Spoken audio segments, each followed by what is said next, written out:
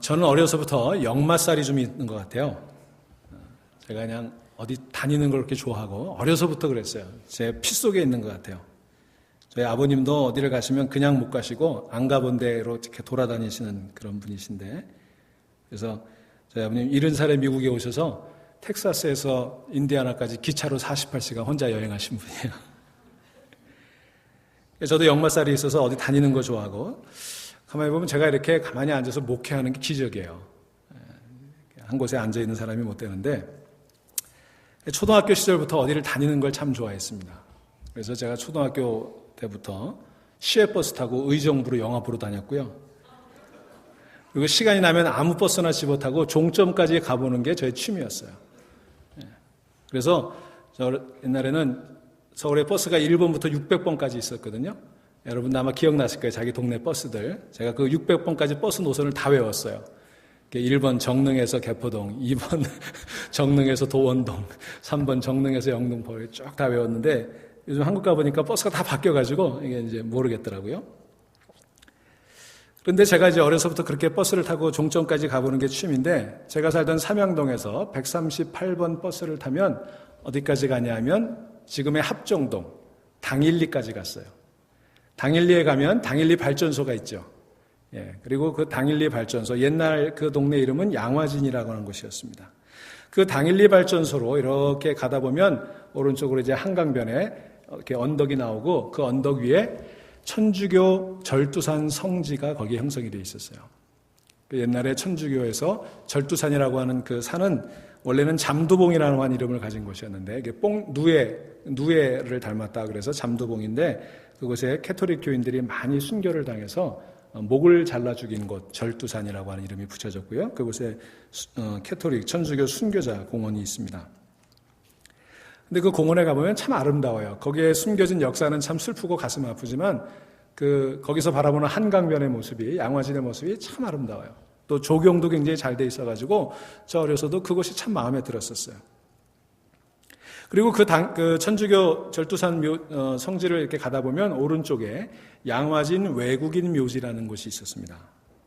지금은 그곳이 굉장히 많이 개발도 되고 유명해지고, 또 유명한 목사님이 그곳에 교회를 세워서 목회하기 때문에 아주 많은 사람들이 찾는 곳이 되었지만, 제가 어려서 그곳에 다닐 때는 아주 한적하고 찾는 사람들이 거의 없었습니다. 그런데 저는 그 양화진 외국인 공연묘지를 참 좋아했어요. 그때는 신앙적인 이유에서 좋아했던 게 아니라 그곳이 갖는 독특한 분위기 때문에 그랬어요. 아주 한적하고 나무가 우거져 있고, 그리고 좀 서구적인 묘지지만 우리 한국의 공동묘지하고는 다르게 좀 예쁘고 공원 같은 그런 분위기잖아요. 그 다음에 그 각색의 그 묘비들이 있는 그 모습이 참 좋았어요. 그래서 제가 종종 그곳을 가곤 했고, 그곳이 제가 좋아하던 데이트 코스 가운데 하나였습니다. 저희 집사람은 안 가봤어요. 그런데 참 취향도 이상하죠. 묘지에서 데이트하고 그랬어요. 그런데 여러분, 이 양화진 외국인 묘지의 유래가 이렇습니다. 1890년 7월 미국의 북장로교, 우리 지금 PCUSA 교단의 전신이죠. 그 북장로교의 의료 선교사였던 존 헤론이라고 하는 분이 고종의 어의였어요. 고종의 시위였는데 그분이 이질에 감염이 돼서 죽습니다. 이 선교사가 죽게 되니까 이 선교사를 어디에 묻어야 되느냐, 이게 좀 논란거리가 됐어요. 그래서 조정에서는 이 서양 사람을 이 사대문 안에, 이 성곽 안에 묻을 수가 없다. 그래서 선교사들과 의논한 끝에 그 사대문에서 좀 벗어난 곳, 이곳 양화진의 땅을 이제 고종이 하사하고 그곳에 이 헤론 의료 선교사의 묘지를 세운 것에서부터 양화진 외국인 묘지가 시작이 된 거예요. 약 100여 명의 외국인 선교사들이 그곳에 묻혀 있고, 여러분 잘 아시는 언더우드와 아펜젤러도 이곳에 묻혀 있습니다. 그곳에 묻힌 100여 명의 외국인들은 대부분 19세기 말 20세기 초에 한국에 찾아왔던 선교사와 그의 가족들입니다.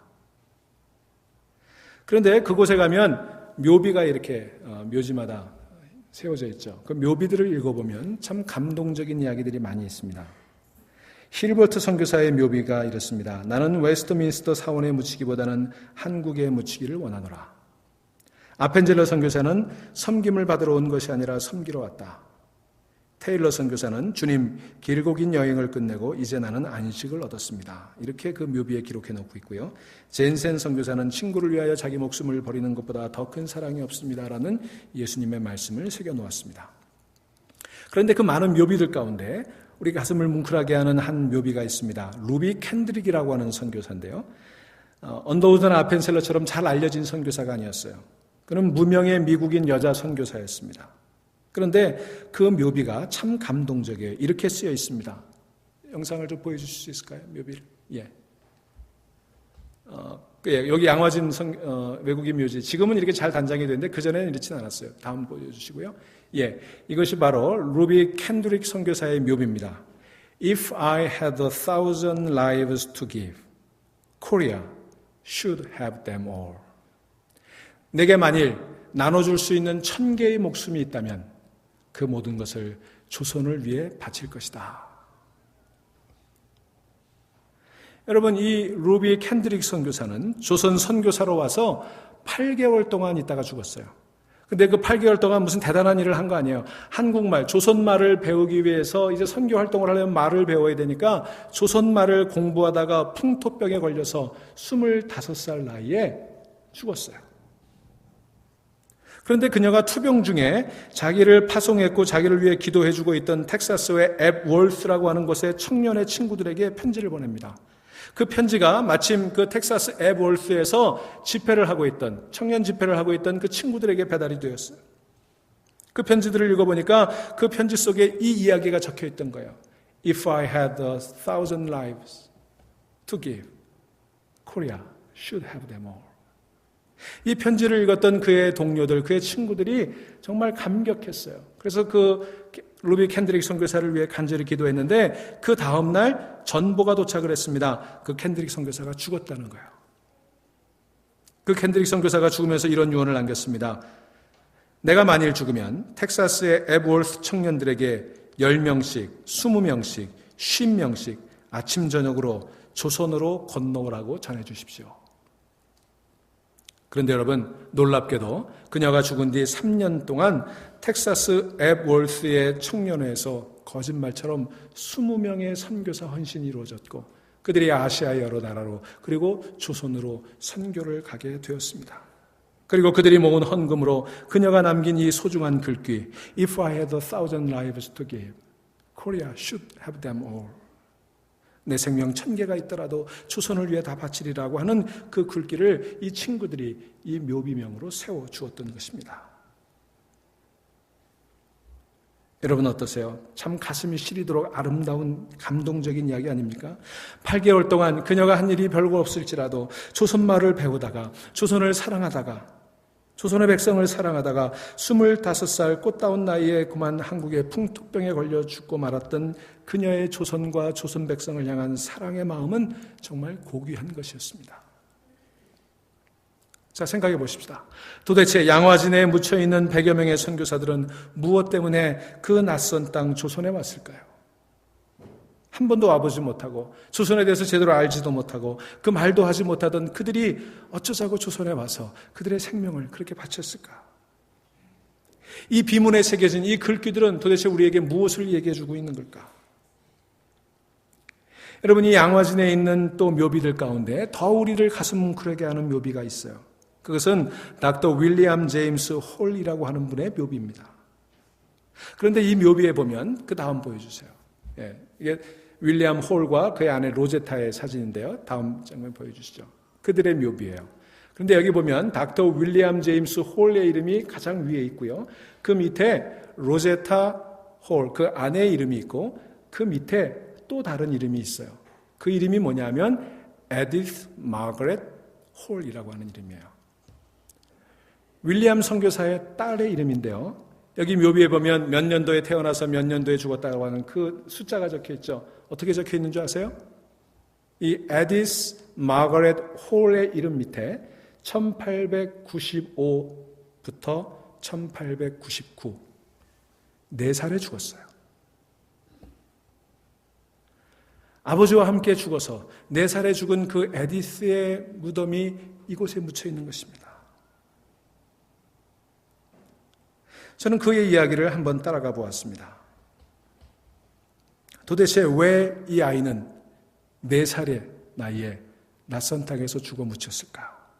어쩌자고 그 부모는 그 어린 딸을 그 가난한 나라에 데리고 와서 죽게 했을까? 그의 어머니 로제타 선교사는 뉴욕 출신으로 의과대학을 졸업하고 뉴욕 병원에서 근무하던 중에 조선의 유일한 여자 선교사가 귀국했다는 소식을 듣고 여자 의사가 절실히 요청하다는 그 말에 자기가 조선의 선교사로 가기로 작정을 했습니다. 그때 그녀는 같은 병원에서 근무하던 캐나다 출신의 닥터 윌리엄 제임스 홀을 거기서 만나죠. 윌리엄은 로제타의 미모와 성품 그리고 성실성에 반해서 한평생 동행하고 동역하기를 원하여 프로포즈를 합니다. 그런데 윌리엄 선교사는 이미 중국 선교사로 가기로 돼 있었고요. 그리고 로제타는 조선으로 가기로 돼 있었기 때문에 로제타는 자기의 그 결심을 뿌리칠 수가 없어서 그 프로포즈를 거절합니다. 그리고는 혼자의 몸으로 이제 한국에 조선에 들어오게 되죠. 윌리엄은 로제타가 한국으로 떠난 이후에 어쩔 줄 몰라 하다가 선교부를 찾아가서 호소합니다. 내가 로제타와 함께 사역할 수 있도록 저를 한국으로 조선으로 보내주십시오. 그래서 그는 선교부의 허락을 받고 1891년 12월 조선에 들어오게 됩니다. 그래서 다시 만난 윌리엄과 로제타는 벙커 선교사의 주례로 1892년 6월 21일 당시에 한국에서는 최초의 서양식 결혼을 올리는 그런 사람들이 되었습니다. 자, 결혼하자마자 그들은 아이를 갖게 되었는데 아이를 갖고도 닥터 홀 선교사는 평양 선교의 개척을 부름받고 이제 평양으로 혼자 떨어져서 떠나게 됩니다. 그리고 아들 셔우드 홀이 태어나요. 그래서 아들 셔우드와 아내 로제타는 서울에 남아있고 그리고 윌리엄은 이제 평양에 가서 그곳에서 광성학당, 지금의 광성고등학교의 전신인데 그 광성학당을 세우고 병원을 세우고 그곳에서 복음을 전하는 일을 하게 되었습니다. 그런데 그해 7월에 청일전쟁이 발생을 하죠. 그래서 평양이 전쟁터가 되고 수많은 부상자들이 나타나게 됐어요. 닥터 홀은 그곳에서 수많은 사람들, 조선 사람, 일본 사람 할 것 없이 이 전쟁으로 부상을 당한 병사들을 치료하기 시작합니다. 밤낮 없이 그렇게 일을 하다가 그가 그만 병에 걸리고 말았어요. 그래서 그는 더 이상 그곳에 있을 수가 없어서 일본인 패장병들과 함께 서울에 도착했지만 윌리엄 홀 선교사는 서울에 도착하자마자 그 아내와 이제 막 돌이 지난 아들을 남기고 그만 숨을 거두고 맙니다. 그런데 그가 한국에 온 지 2년 만에 그렇게 죽게 되었을 때 로제타 아내와 그 돌 지난 아들 외에 그 아내의 뱃속에는 7개월 된 딸이 잉태되어 있었어요. 자, 그렇게 남편을 잃은 로제타 선교사는 이제 어린 아들 셔우드를 데리고 둘째 아이를 낳기 위해 미국으로 건너옵니다. 거기서 귀여운 딸 에디스가 태어나게 되었고요. 그리고 그 딸 에디스와 아들 셔우드를 데리고 그녀는 남편의 고향인 캐나다 온타리오주의 한 시골 교회를 방문하게 되었습니다. 캐나다 온타리오주의 한 시골에서 윌리엄의 고향교회 교인들은 그들을 아주 반갑게 눈물 가운데 마중해주고 그들을 위로해 주었습니다. 그들과 함께 그 남편의 고향교회에서 예배를 드리던 로제타는 그 예배 중에 주님의 음성을 들었어요. 사랑하는 딸아, 내 남편 윌리엄 제임스 홀이 이루지 못한 조선 사랑을 네가 이루어라. 그래서 로제타는 이제 어린 아들과 그리고 막 태어난 딸 에디스를 데리고 다시 조선으로 돌아옵니다. 그런데 안타깝게도 조선에 와서 얼마 되지 않아 사랑하는 딸 에디스가 풍토병에 걸려 죽게 됩니다. 4살의 나이에. 그 4살짜리 어린 딸을 남편 묘에 함께 묻으며 그녀는 다시 한번 결심을 합니다. 하나님, 사랑하는 내 아들 셔우드 홀과 내가 한국에서 오랫동안 사역할 수 있도록 저희를 도와주십시오. 로제타 선교사는 남편과 딸을 잃었지만 어린 셔우드를 키우면서 조선 사랑을 실천해 나갔습니다. 그녀는 평양에 남편을 기념하는 홀 기념병원을 세우고 그곳에 근무했습니다. 또 여자 환자들을 위해서 광해여원이라고 하는 그런 병원을 세웠습니다. 또 어린이들을 위한 병원도 세웠습니다. 그리고 그 당시에 앞을 보지 못하는 사람들이 많은 것을 알고 맹인 소녀들을 모아서 점자를 가르치기 시작했어요. 이게 한국에 처음 점자가 보급되기 시작한 시초가 되었습니다. 그리고 이어서 맹인 학교를 세우고 또 농아 학교를 세웠습니다. 여러분, 우리가 알지 못하는 이 로제타 선교사가 이렇게 놀라운 일들을 지금부터 100년 전에 한 거예요. 그녀는 또 박점동 에스더라고 하는 한국 여자가 총명한 것을 발견하고 그녀를 미국에 보내서 한국의 최초의 여자 의사가 되도록 도와주었습니다. 그리고 서울로 돌아와서는 지금 동대문 옆에 있는 이화여자 부속대학병원, 그것이 로제타 선교사가 세운 병원이죠. 또 서울의 경성여자의학전문학교를 설립하게 되었는데 그 병원이, 그 대학이 지금의 고려대학교 의과대학의 전신이 되는 것입니다. 인천간호대학과 인천기독병원 다 로제타 선교사가 세운 것이었습니다. 그녀는 43년간 남편을 이 땅에 묻고 4살짜리 딸을 묻고 그 어린 아들을 함께 키우면서, 혼자 키우면서 하나님의 사역을 하고 이렇게 놀라운 그런 사역들을 한국에 남기게 되었습니다.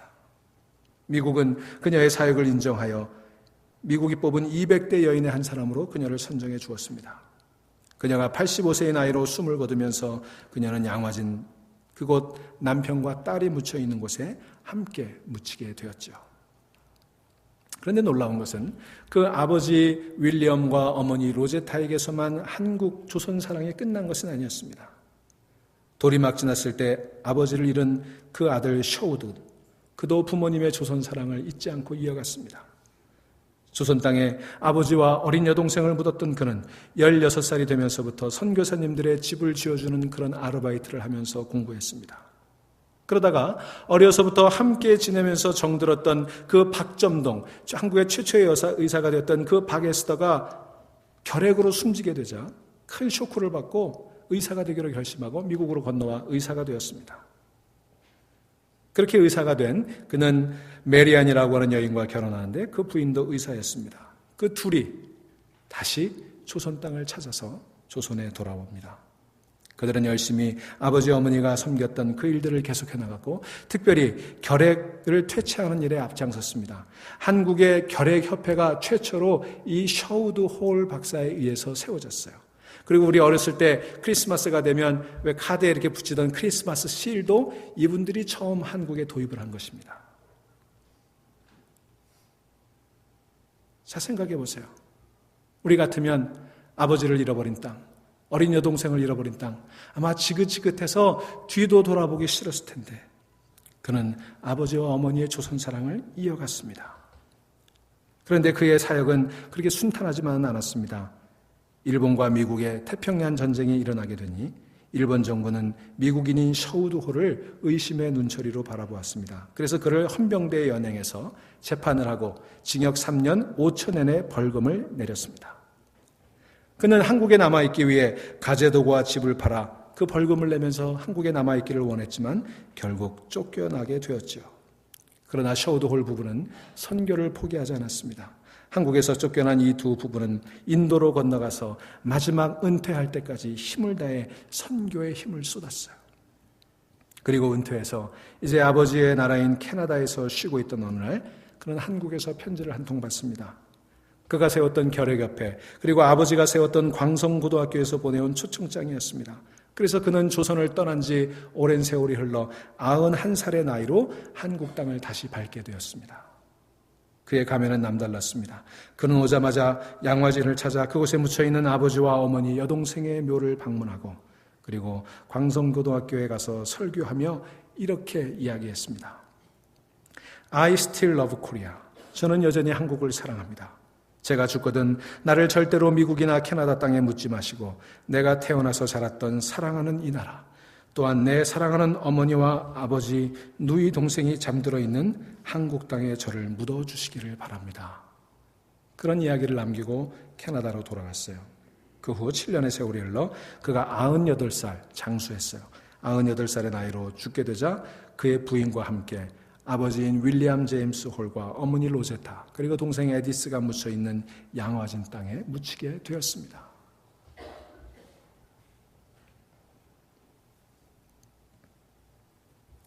자, 여러분 어떻게 생각하세요?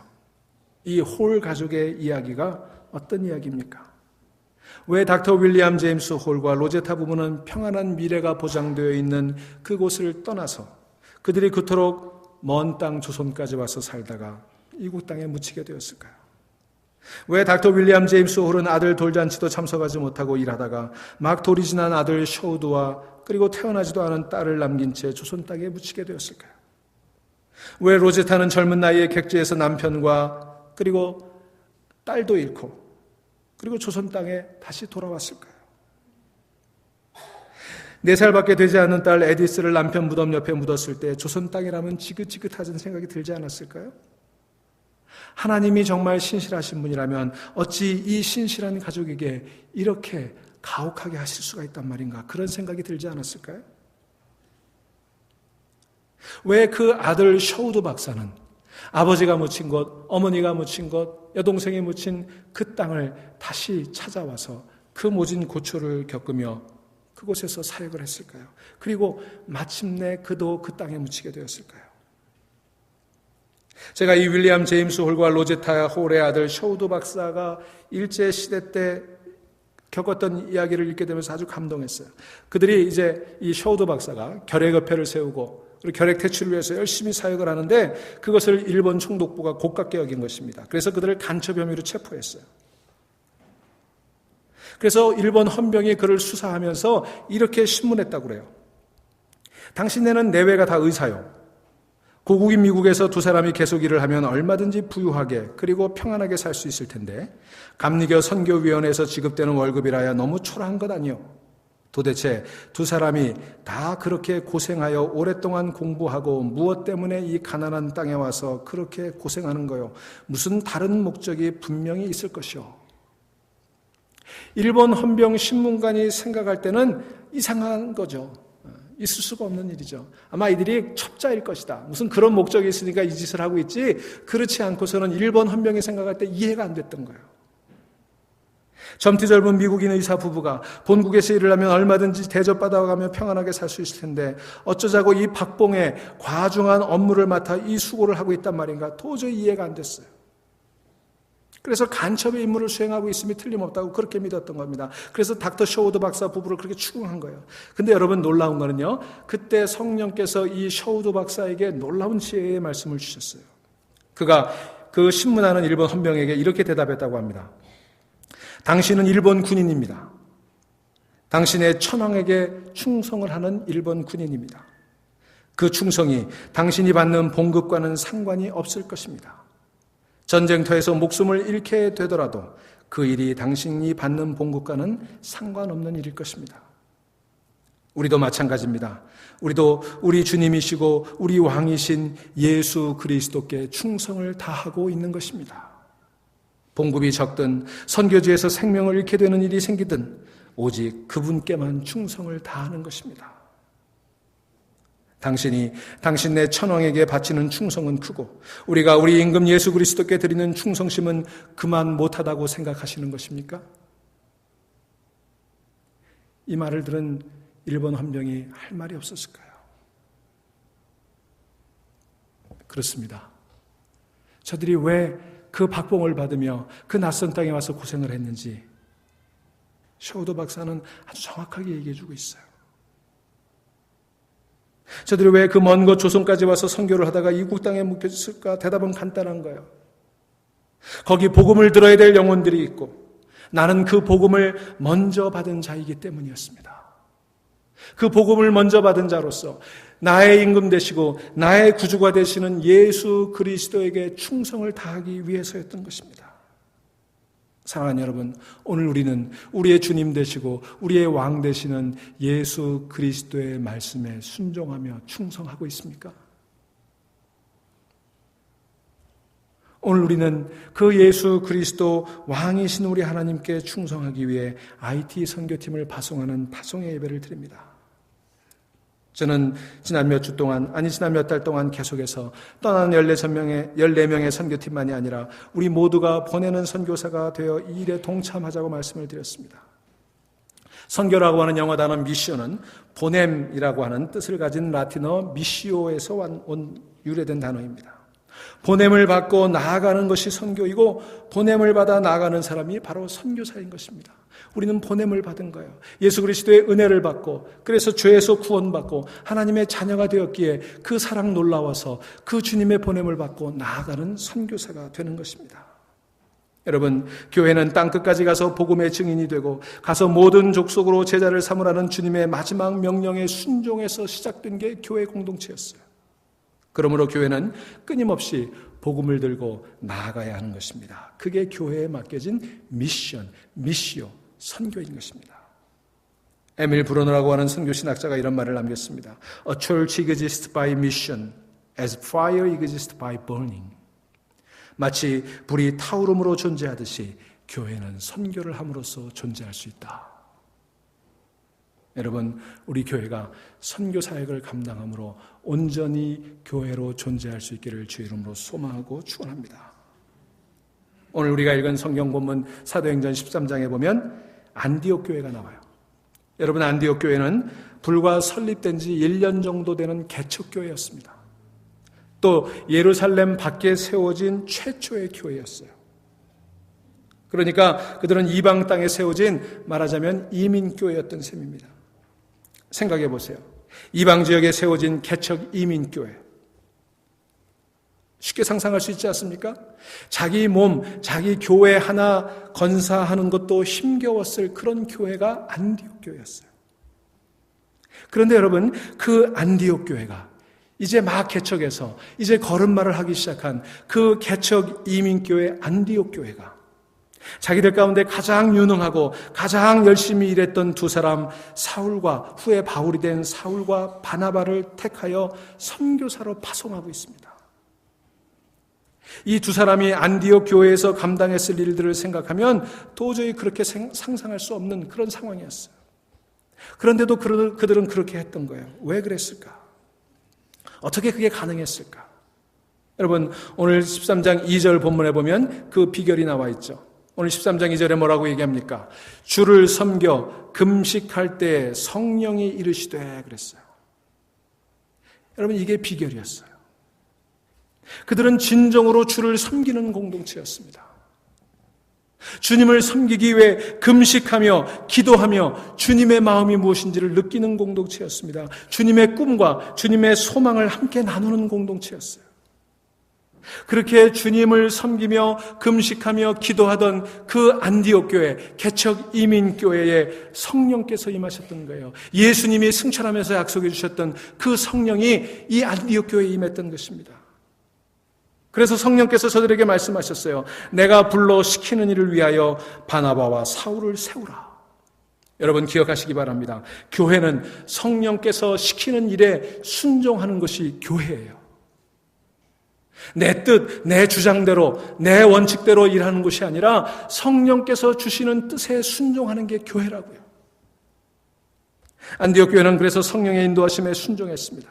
그래서 금식하며 기도하며 가장 소중한 일꾼이었던 두 사람을 안수하고 저들을 파송했던 것입니다.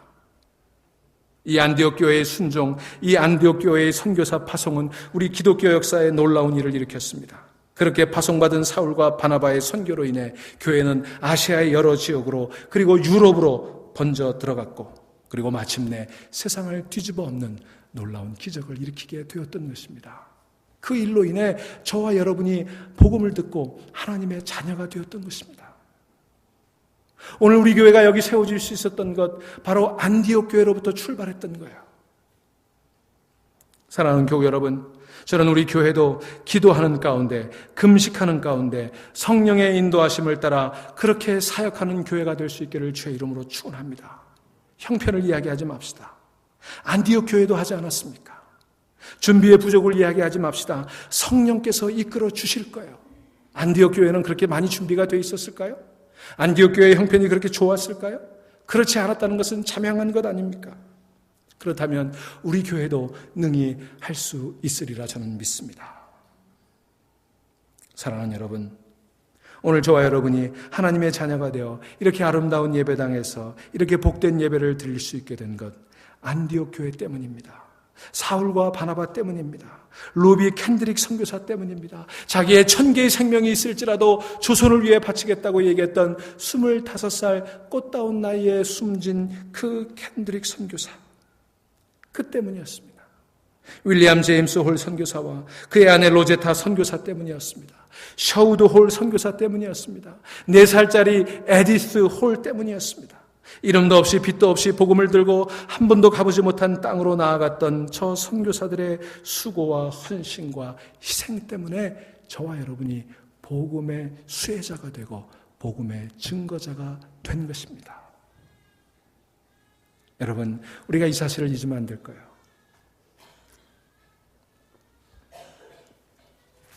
일찍이 한국전쟁 중에 월드비전이라고 하는 기구를 창설했던 밥 피어스 박사는 이런 말을 남겼습니다. Let my heart be broken by the things that break the heart of God. 하나님의 마음이 아파하는 그곳으로 인해 내 마음을 아파하게 하자. 하나님의 마음이 있는 곳에 내 마음 가게 하자.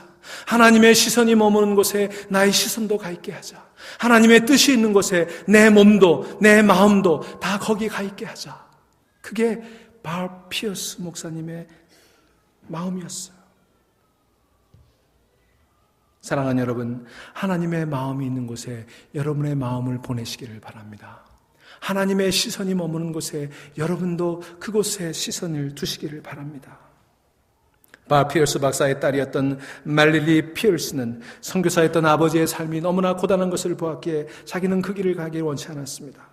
그러다가 어느 날 아버지가 남겨주신 아주 낡은 성경책을 넘기다가 그 성경책 막 표지 안쪽에 기록되어 있는 아버지의 친필을 보고 깜짝 놀랐어요. 바로 이 말씀이 써 있었던 거예요. Let my heart be broken by the things that break the heart of God. 그래서 그녀 또한 하나님의 마음이 깨지는 것, 하나님의 마음이 아파하는 것, 그것으로 인해 내 마음도 아파하자. 그 아버지의 마음을 따라 그는 지금도 월드비전을 위해 사역하는 사역자가 되었던 것입니다. 사랑하는 여러분, 지금 하나님의 마음이 어디에 가 있습니까? 지금 하나님의 뜻이 어디가 있습니까? 지금 하나님의 시선이 어디에 머물러 있습니까? 3년여 전에 지진으로 인해 20만에서 25만의 생명이 희생당한 IT로 인해 하나님 마음 아파하십니다. 하나님의 시선이 지금 거기에 가 있습니다. 그것이 우리가 IT로 가고자 하는 이유인 것입니다. 우리는 복음을 받은 자들이고 우리는 하나님의 사랑을 받은 자들이기에 거기에 하나님의 사랑을 받아야 될 사람들이 있는 그곳으로 우리는 가야 하는 것입니다. 여러분, 우리가 오늘 14명의 선교사를 파송하면서 기억해야 될 일이 있습니다. 선교는 하나님의 명령이기 이전에 하나님의 마음입니다. 선교는 하나님의 비전이에요. 하나님의 마음이 거기 가 있기 때문에 우리가 가야 되는 것입니다. 하나님의 꿈이 그곳에 있기 때문에 우리가 가야 되는 것입니다. 내 의지, 내 뜻을 이루기 위해서가 아니에요. 하나님의 마음을 알고 하나님의 비전을 나누기 위해 하나님의 손이 되고 하나님의 발이 되어 그곳으로 가야 하는 것입니다. 사랑하는 여러분 모두가 하나님의 마음, 하나님의 비전, 하나님의 소원을 마음에 새기고 이 일에 함께 동참하고 하나님의 명령에 순종할 수 있기를 주의 이름으로 축원합니다. 우리 다 함께 묵상하십시다.